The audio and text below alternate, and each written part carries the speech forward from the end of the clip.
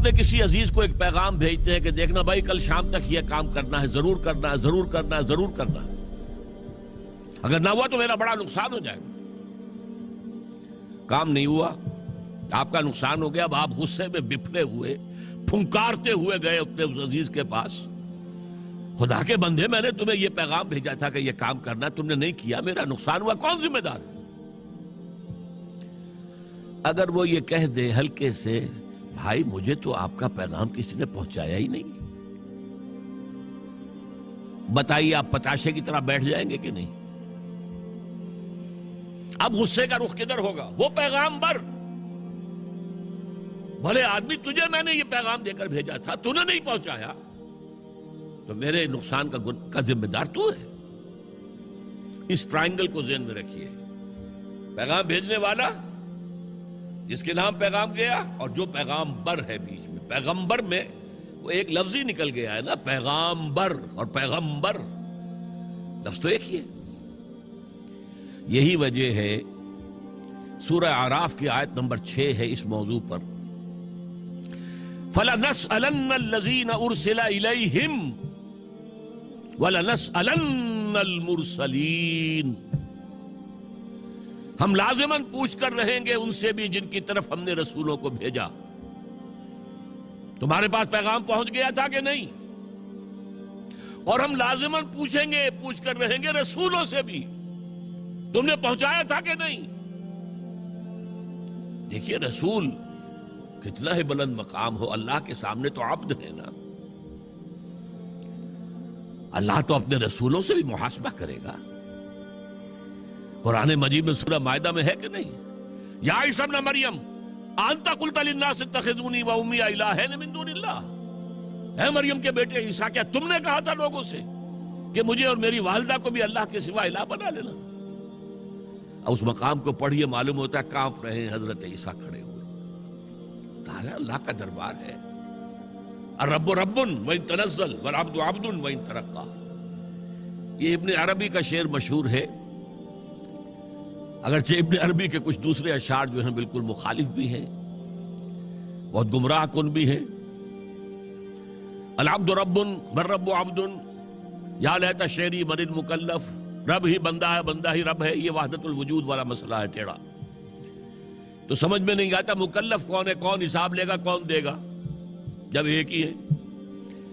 لیکن میں سمجھتا ہوں یہ الحاقی شعر ہے ابن عربی کے ہم، اصل شعر وہ ہے جو میں نے سنایا، الرب رب وان تنزل والعبد عبد وان ترقى، رب رب ہی ہے خواہ وہ نزول فرما کر اور پہلے آسمان تک آ جائے، جیسا کہ حدیث میں ہے کہ ہر رات کو اس کے آخری گھڑیوں میں اللہ تعالیٰ نزول اجلال فرماتا ہے پہلے آسمان تک، اور پھر کوئی پکارنے والا پکارتا ہے حل من مستغفر فاغفر له، ہے کوئی معافی چاہنے والا کہ میں اسے معاف کر دوں؟ حل من سائل فاعطیہ، ہے کوئی مانگنے والا کہ میں اسے دوں؟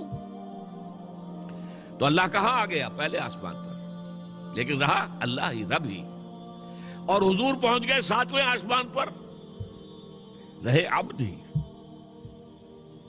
لقد رأى من آیات ربہ الکبریٰ، اپنے رب کی عظیم نشانیوں کا مشاہدہ کیا ہے، ہیں تو بندے ہی۔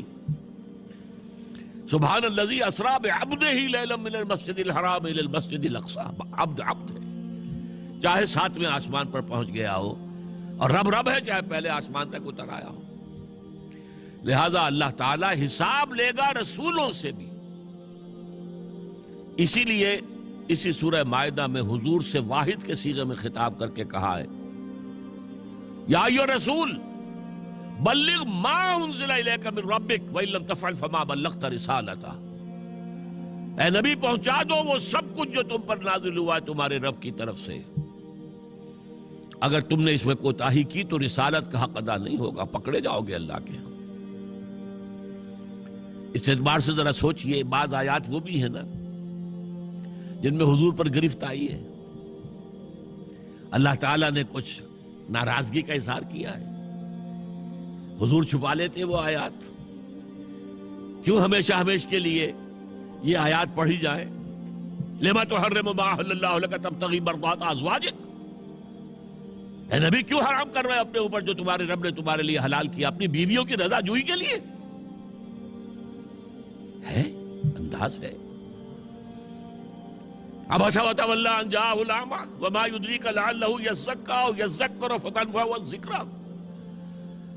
انہوں نے تیوری چڑھائی اور منہ موڑ لیا.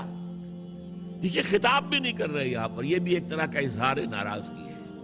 اے نبی آپ نے یہ کیوں کیا؟ یہ نہیں کہا. اس نے تیوری چڑھائی، اس نے اپنا منہ موڑ لیا کہ ایک اندھا اس کے پاس آیا.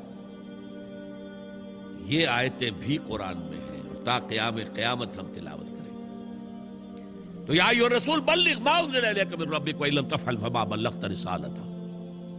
اے رسول پہنچا دو جو کچھ نازل ہوا ہے تم پر تمہارے رب کی طرف سے، اور اگر نہیں کیا تو رسالت کا حق ادا نہیں ہو.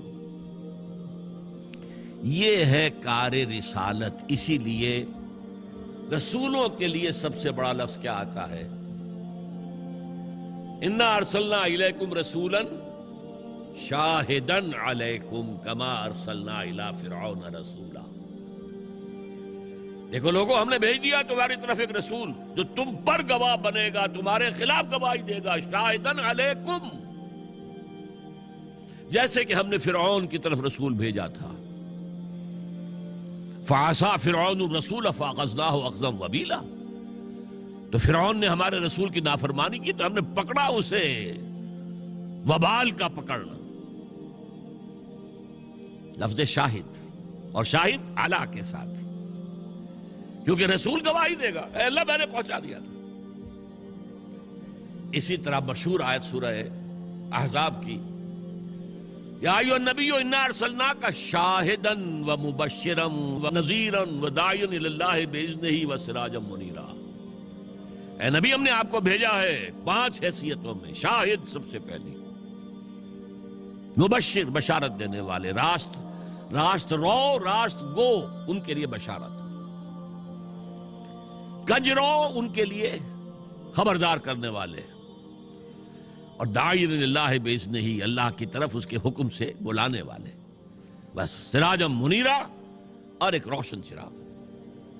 تو یہ شاہد، یہ شہادت، یہ ہے در حقیقت کار رسالت کے لیے اہم ترین اصطلاح. اس کو قرآن کا اصل فلسفہ شہادت یہ ہے.